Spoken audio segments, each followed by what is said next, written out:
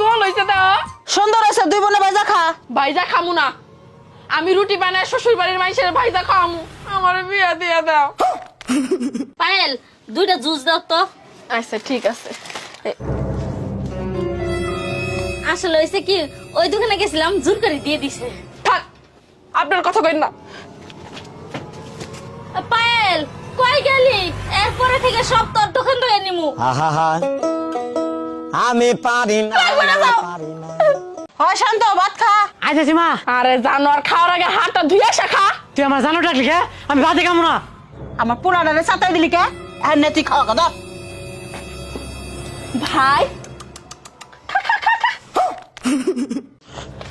ওই পায়েল তোকে বাথরুমটা কোনে ওই তো ওই পাশে চাচি শোনো যাচ্ছ ভালো কথা কিন্তু ওয়াশরুমে গিয়ে কিন্তু উচ্চস্বরে গান গাইতে হবে কে গান গাম কে কারণ আমাদের বাড়ির সবাই ওয়াশরুমে গেলে গান গায় বুঝলাম না আহা ওয়াশরুমে গিয়ে যদি তুমি গান না গাও কেউ তো ঢুকে পড়তে পারে ওয়াশরুমে ভিতরে যে আমি সিট কেনে লাগাই দেবো ওই ছিটকিটাই তো নেই ওয়াশরুমে ভেঙে গেছে